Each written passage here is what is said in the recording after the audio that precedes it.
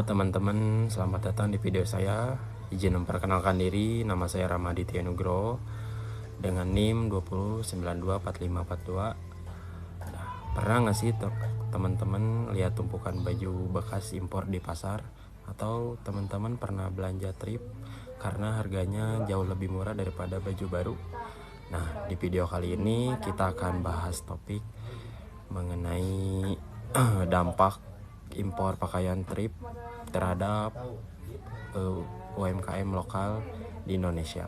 Kita akan kupas apa sih itu thrifting, terus bagaimana dampaknya bagi UMKM di Indonesia, terus kebijakan pemerintah soal ini, lalu sampai solusi apa sih yang bisa kita lakukan bersama untuk menghadapi fenomena ini.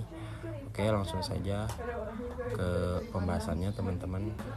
Yang pertama ya, apa sih itu thrifting?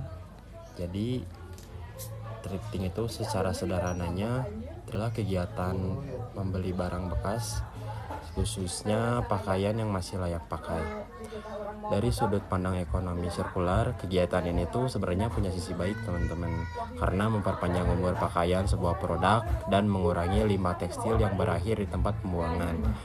Nah, tapi ada yang perlu digarisbawahi, karena thrifting yang kita bicarakan di sini tuh bukan sekadar jual beli baju bekas antar warga lokal, melainkan pakaian bekas yang diimpor dari luar negeri.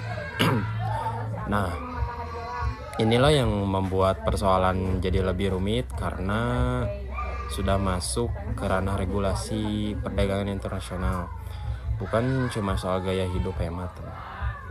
Nah, di Indonesia sendiri itu tren itu berkembang pesat seiring maraknya media sosial dan e-commerce. Nah, banyak pelaku usaha memanfaatkan siaran langsung atau live streaming untuk memasarkan barang trip mereka. Nah, fenomena ini tuh makin menguat setelah pandemi teman-teman, saat masyarakat mencari cara belanja yang lebih hemat di tengah kondisi ekonomi yang menantang. Sekarang mari kita lihat dari sisi industri tekstil lokal kita.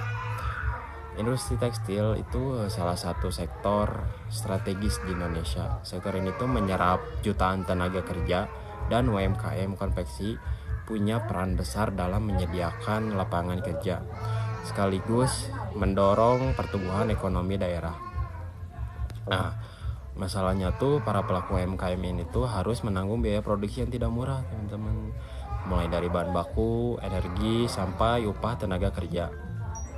Nah, akibatnya tuh harga pakaian baru buatan lokal tuh jadi jauh lebih mahal dibanding harga pakaian bekas impor yang harganya bisa sangat murah. Nah, bayangkan saja sebuah kaos nih buatan UMKM lokal itu harus menutup biaya produksi dan harus bersaing dengan kaos bekas impor yang dijual dengan harga yang jauh-jauh lebih murah teman-teman. Nah, ini tuh jelas pertarungan yang tidak seimbang ya. Oke, kita masuk ke dampak negatif. Nah, apa sih dampak negatif nyata yang dirasakannya tuh? Nah, yang pertama tuh dari sisi persaingan harga. Ketika pakaian bekas impor itu dijual jauh lebih murah, permintaan terhadap produk lokal pun menurun teman-teman. Jadi banyak UMKM yang mengalami penurunan penjualan, terus terpaksa mengurangi produksi, bahkan sampai melakukan efisiensi tenaga kerja alias mengurangi karyawan. Nah, yang kedua tuh ada persoalan barang ilegal. Sebagian pakaian bekas impor ini tuh masuk ke Indonesia secara tidak resmi, sehingga mengurangi penerimaan negara dari sisi pajak dan bea masuk, sekaligus menyulitkan pengawasan mutu dan kebersihan produk yang beredar di pasaran. Nah, ketiga, ada dampak sosial yang lebih luas. Ketika UMKM tekstil melemah, efeknya tuh merambat ke penyerapan tenaga kerja di daerah-daerah yang selama ini mengandalkan sektor ini sebagai tulang punggung ekonomi mereka. Nah, terus apakah thrifting itu sepenuhnya buruk? Ternyata tidak juga teman-teman, karena di sisi lain tren thrifting itu justru meningkatkan kesadaran masyarakat terhadap pemanfaatan kembali produk, istilahnya tuh reuse teman-teman. Jadi ini tuh sejalan dengan semangat keberlanjutan atau sustainability. Nah, ini tuh jadi sejalan dengan semangat keberlanjutan atau sustainability yang makin digaungkan secara global. Nah, kondisi ini justru bisa menjadi pendorong bagi pelaku usaha lokal untuk naik kelas, meningkatkan kualitas desain, terus membangun identitas merek yang kuat, dan memulai menerapkan konsep fashion berkelanjutan mereka sendiri. Jadi, tekanan dari thrifting itu sebenarnya bisa menjadi cambuk untuk berinovasi bagi UMKM lokal, teman-teman. Nah, terus bagaimana sih sikap pemerintah menghadapi fenomena ini? Nah, pemerintah Indonesia tuh sebenarnya sudah melarang impor pakaian bekas ini, teman-teman. Salah satunya tuh melalui peraturan Menteri Perdagangan nomor 59 tahun 2015. Nah, alasan utamanya tuh ada dua. Yang pertama tuh melindungi industri dalam negeri, dan yang kedua tuh alasan kesehatan, karena ya kita tahu sendirilah pakaian bekas impor itu berpotensi membawa bakteri atau kontaminan berbahaya. Nah, namun larangan saja tidak cukup. Penegakan hukum di lapangan tuh perlu dibarengi dengan pembinaan UMKM secara nyata, seperti kemudahan akses pembiayaan, pelatihan digital, dan dorongan inovasi produk. Nah, supaya daya saing UMKM kita tuh benar-benar meningkat, bukan sekadar dilindungi dari luar tapi lemah dari dalam. Nah, oke, selanjutnya kita masuk ke analisis dan solusi. Nah, kalau kita tarik benang merahnya, teman-teman, sebenarnya akar masalahnya tuh bukan cuma soal thrifting itu sendiri, tapi juga soal produktivitas dan daya saing industri nasional kita. Jadi beberapa strategi jangka panjang yang bisa kita lakukan itu antara lain: satu, modernisasi proses produksi supaya biaya lebih efisien, teman-teman. Terus yang kedua, penguatan rantai pasok bahan baku dalam negeri.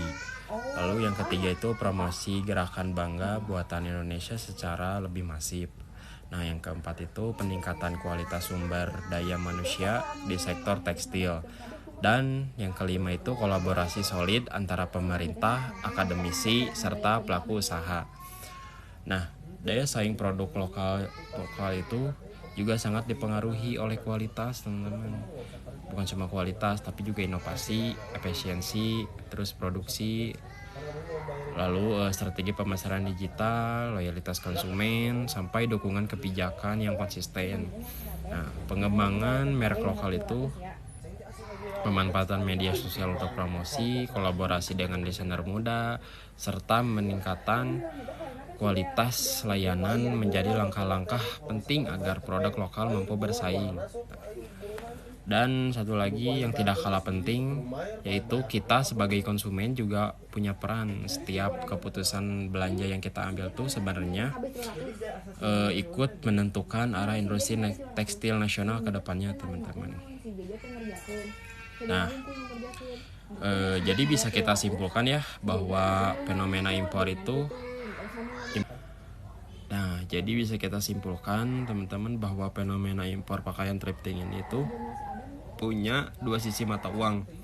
Di satu sisi memberi pilihan belanja yang murah, terus mendorong kesadaran akan keberlanjutan, tapi di sisi lain menjadi tantangan serius bagi industri tekstil dan UMKM lokal kita.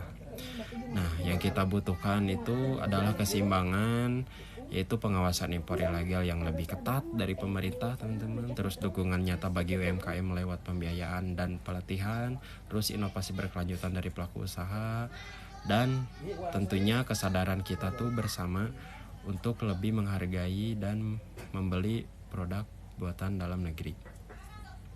Nah, itu dia pembahasan kita kali ini tentang dampak impor pakaian thrifting terhadap produk lokal Indonesia.